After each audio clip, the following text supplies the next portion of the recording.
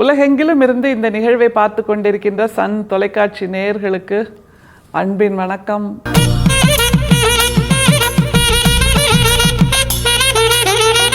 வள்ளல் பெருமானுடைய பாடல்களில் அவரோட அனுபவங்கள் இருக்குல்ல, அது எல்லாமே ரொம்ப ஆச்சரியம் தருபவை. ஏன்னா அவருக்கு மட்டும் நடக்கலை, நம்ம எல்லாருக்குமே நடக்குது. ஆனால் அதை உணர்ந்து இப்படி ஒரு அனுபவம் எனக்கு நடக்குதே அப்படிங்கிற ஒரு உந்துதலில் நாம் அதை என்னைக்காவது பேசியிருக்கோமா, கேள்வி கேட்டிருக்கோமா, அல்லது எழுத்தாக வடித்திருக்கிறோமா, பாடலாக கவிதையாக வடித்திருக்கிறோமா, அல்லது ஒரு சித்தர் மனநிலைக்கு நம்மை அழைத்து சென்றிருக்கிறோமா? இதெல்லாம் ஏன் இப்படி இருக்குது, இதை எப்படி மாற்றுறது அப்படிங்கிற ஒரு கேள்வியை கேட்டுட்டு அதற்கு பின்பு மாற்றுவதற்குரிய அந்த வழிமுறைகளை நாம் என்னைக்காவது யோசிச்சிருக்கோமா அப்படின்னா நாம் எல்லாரும் சொல்லக்கூடிய பதில் இல்லை அப்படிங்கிறதான். ஆனால் வள்ளல் பிரான் அப்படி இல்லை. வாழ்நாள் முழுக்க அவர் இந்த கேள்விகளுக்கு, சந்தேகங்களுக்கு, குழப்பங்களுக்கு, சிக்கல்களுக்கு விடையை தேடுபவராக, பதிலை கொடுப்பவராக, அதன் மூலம் சமூகத்தை எதிர்த்து நிற்க வேண்டும் என்றாலும் அதை செய்த ஒரு ஞான சித்தராக இருந்தார் அப்படிங்கிறது தான் அவரோட படைப்புகள் நமக்கு சொல்லுது. அந்த ஞான சித்தர், நம்முடைய நவீன சித்தர் வள்ளல் பெருமான், அவரோட ஒரு பாடல் இன்னைக்கு எவ்வளவு தூரம் அந்த சமூகத்தின் சிக்கல்களை, அவர்கள் சொல்லுகின்ற அச்சுறுத்தல்களை, அவர்கள் சொல்லுகின்ற குழப்பங்களை உள்வாங்கி அதற்கு ஒரு தீர்வை கண்டார் அப்படிங்கிறத சொல்கின்ற பாடல் பார்க்கலாமா? கொள்ளை வினை கூட்டுறவால் கூட்டிய பல் சமய கூட்டமும் அக்கூட்டத்தே கூவுகின்ற கலையும் கள்ளம் உறும் அக்கலைகள் காட்டிய பல்கதியும் காட்சிகளும் காட்சி தரு கடவுளரும் எல்லாம் பிள்ளை விளையாட்டென நன்கு அறிவித்து இங்கு எனையே பிள்ளை எனக் கொண்டு பிள்ளை பெயரிட்ட பதியே தள்ளறிய மெய்யடியார் போற்ற மணிமன்றில் தனி நடம் செய் அரசே என் சாற்றும் அணிந்தருளே. அருள் விளக்க மாலை அப்படிங்கிற பகுதியில் 4173வது பாடலாக வள்ளல் பிரான் இதை 6ஆம் திருமுறையில் எழுதியிருக்கார். அதாவது பிள்ளை விளையாட்டு அப்படிங்கிறார். எதை பிள்ளை விளையாட்டு? சைல்ட்ஸ் பிளே அப்படின்னு சொல்லுவோம் தெரியுமா? குழந்தைகள் விளையாடுறாங்கன்னா அந்த பொம்மை இருக்கும், அப்புறம் காற்றடைத்த பலூன் இருக்கும், அப்புறம் சத்தம் எழுப்புகின்ற பொருட்கள்லாம் இருக்கும். அது நமக்கு அந்த அர்த்தமே இல்லாமதான் இருக்கும். ஆனால் அந்த குழந்தைகளுக்கு அது மிகப்பெரிய அர்த்தத்தை கொடுக்கும், சந்தோஷத்தை கொடுக்கும், சிரிப்பை கொடுக்கும். அந்த மாதிரி ஒரு அர்த்தமில்லாத விஷயங்களை தான் இந்த சமூகம் செய்துட்ருக்கு, பிள்ளை விளையாட்டா அப்படின்னு வள்ளல் பிரான் சொல்கிறார். எவ்வளோ ஆணித்தரமான குரல் இல்லை? எதெல்லாம் பிள்ளை விளையாட்டுன்னா, அந்த ஆகமங்கள், வைதிகர்கள் சொல்லுகின்ற அந்த வழிபாட்டு முறைகள், அவர்கள் உருவாக்கி வைத்திருக்கின்ற கடவுள்கள், அந்த கடவுள்களுக்கு அவர்கள் சொல்லுகின்ற கதைகள், அந்த புராணங்கள், இந்த மாதிரி விஷயங்களை தான் பிள்ளை விளையாட்டுன்னு ஆணித்தரமாக சொல்கிறார் நம்முடைய வள்ளல் பிரான். சித்தர்கள் எல்லாரும் இப்படித்தானே. இந்த மாதிரியான கட்டுக்கதைகள், சமூகத்தின் மீது திணிக்கப்பட்ட அந்த வைதிகர்களின் ஆகமங்கள், சனாதனங்கள், இதை எல்லாவற்றையும் எதிர்த்து நிர்தாட்சண்யமாக மறுத்தவர்கள். அந்த வகையில் தான் நம்ம வள்ளல் பிரானையும் கொண்டாடி கொண்டிருக்கிறோம். சரி, இந்த சமூகம், சனாதனம், ஆகமம், விளையாட்டு அல்லது இந்த மாதிரி வைதீகம் இதெல்லாம் என்னவெல்லாம் செய்துச்சு? அது ஒரு கேள்வி இருக்குல்ல. என்னவெல்லாம் செய்ததுங்கிற பட்டியலை வள்ளல் பிரான் ரொம்ப தெளிவாக கொடுக்குறாரு பாருங்க. கொள்ளை வினை கூட்டுறவால் கூட்டிய பல் சமய கூட்டமும். கொள்ளை வினை கூட்டுறவால் அப்படிங்கிறாரு. அதாவது இந்த இடத்துலேருந்து கொஞ்சம், அந்த இடத்துலேருந்து கொஞ்சம், இந்த நிலத்திலேருந்து கொஞ்சம், இந்த இலக்கியத்திலேருந்து கொஞ்சம், இந்த மக்களோட வாழ்வியல்லேருந்து கொஞ்சம், இப்படி எல்லாத்தையும் சேர்த்து சேர்த்து சேர்த்து இது எங்களோடது, இது எங்களோடது, நாங்கள் இப்படி தான் இருந்தோம், இதெல்லாம் ஆதியிலே இருந்தது தெரியுமா, காலங்காலமாக இருந்தது தெரியுமா, நாங்கள் இப்படி தான் இருந்தோம், நாங்கள் இப்படி தான் இருந்தோன்னு அவங்களுக்கென்று ஒரிஜினல் முகம் எதுவும் இல்லாமல் எல்லா இடத்துலேருந்தும் கொஞ்சம் கொஞ்சமாக பிச்சு பிச்சு பிச்சு எடுத்து போட்டு இதுதான் எங்களோட வைதீகம் அப்படின்னு சொல்கிறாங்கல்ல, அந்த மாதிரியான ஒரு கூட்டு அப்படின்னு சொல்கிறார். எனவே அவர்களிடம் அந்த மண் சார்ந்ததுன்னா அந்தந்த மண் சார்ந்து, அந்தந்த நிலம் சார்ந்து, அந்தந்த மொழி சார்ந்து இருக்கக்கூடிய மக்கள் செய்கின்ற அந்த பழக்க வழக்கங்கள்ங்கிறது இயல்பானது. ஆனால் இவர்கள் சொல்கின்றது இந்த ஊர்லேருந்து கொஞ்சம், அந்த ஊர்லேருந்து கொஞ்சம், மேற்குலேருந்து கொஞ்சம், கிழக்குலேருந்து கொஞ்சம்னு எல்லாவற்றையும் எடுத்து போட்டு ஒரு அவியலாக போட்டுட்டு இதுதான் உண்மையான சமயம், மதம் அப்படின்னு சொல்கிறாங்கல்ல, அந்த கூட்டம்னு வேற சொல்கிறார். ஏன்னா கூட்டம் என்பது பல இடங்களிலிருந்து வந்திருக்கக்கூடிய ஒரு நிலை.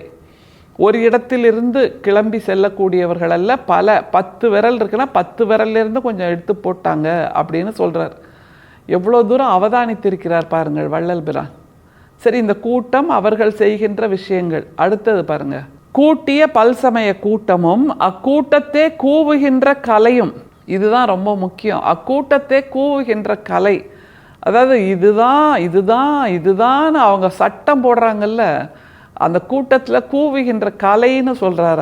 அதாவது கூச்சல், கூப்பாடு, இப்படித்தான் இருக்கணும், நாங்கள் சொல்கிறது தான் இந்த சமூகம் கேட்கணும், நாங்கள் சொல்கிறது தான் இந்த உலகம் கேட்கணும், நாங்கள் சொல்கிறது தான் நீங்கள் கேட்கணும், நாங்கள் சொல்கிற வழிபாடு தான் நீங்கள் செய்யணும் அப்படின்ற சொல்கின்ற அந்த கலை, மக்களை குழப்புகின்ற கலை, மக்களை எதேச்சாதிகாரம் செய்கின்ற கலை, நாங்களே உயர்ந்தவர்கள் என்ற ஆதிக்க கலையை வள்ளல் பிரான் தெளிவாக சொல்கிறார். எந்த விதமான தயக்கமும் அவர்கிட்ட இல்லை. அப்படி தேங்காயை உடைக்கிற மாதிரி மிக தெளிவாக, கேள்வியே கேட்க முடியாத மாதிரி, நாங்கள் இப்படி இல்லையே அப்படின்னு சொல்ல முடியாத மாதிரி அவ்வளவு தத்ரூபமாக ஸ்கேன் பண்ணி காமிக்கிறார்.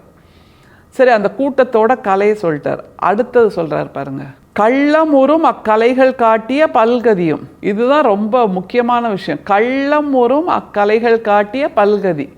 ஏன்னா அந்த கலைகளில் கூட கள்ளம் இருக்குது. என்ன கள்ளம்னா, உங்கள் எல்லாரையும் அச்சுறுத்தணும், உங்கள் எல்லாரையும் பயமுறுத்தணும், நீங்கள் இதை பண்ணலைன்னா உங்களுக்கு இந்த பிரச்சனைகள் வரும் என்று சொல்லுகின்ற அந்த அச்சுறுத்தல், கள்ளமுறும் அந்த கலைகள். அது எதுலேயுமே நியாயமோ நேர்மையோ நீதியோ இல்லாமல் ஒரு எதேச்சாதிகாரம், ஒரு இறையை சொல்லுகின்ற வன்முறை, இறை வன்முறைன்னு கூட சொல்லலாம். அப்படியாக ஒரு நிலைப்பாட்டை அவர்கள் செய்து கொண்டிருக்கிறார்கள்ங்கிறத இதைவிட தெளிவாக யாராலும் சொல்லிவிட முடியாது. சரி, அடுத்த வரி பாருங்க, கள்ளம் உறும் அக்கலைகள் காட்டிய பல்கதியும் காட்சிகளும் காட்சி தரு கடவுளரும் எல்லாம் பிள்ளை விளையாட்டென. அவங்க உருவாக்கி வச்சிருக்காங்கல்ல, ஒவ்வொன்றுக்கும் ஒவ்வொரு டிபார்ட்மெண்ட்டுக்குமா ஒரு கடவுளுங்கிற மாதிரி, இந்த டிபார்ட்மெண்ட்டுக்கு இது, அந்த டிபார்ட்மெண்ட்டுக்கு அது, எப்படிங்க இருக்க முடியும்? இறை என்பது ஒரு சக்தி, ஒரு மாபெரும் சக்தி. அந்த சக்தி இல்லை, அதுதான் ஆதி. ஏதோ ஒரு மூல சக்தி தானே இருக்க முடியும். ஒவ்வொரு டிபார்ட்மெண்ட்டுக்கும் ஒரு சக்தின்னு இருக்க முடியுமான்னு?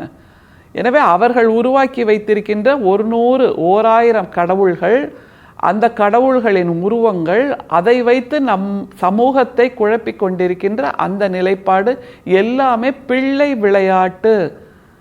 ஏன்னா அந்த குழந்தைகள்கிட்ட விளையாட்டு சாமான் கொடுக்குறோன்னு வைங்களேன், அந்த விளையாடும் பருவத்தை தாண்டி விட்டால் அந்த குழந்தைகளை கூட அந்த விளையாட்டு பொருளை அவர்கள் ஏற்றுக்கொள்ள மாட்டார்கள்.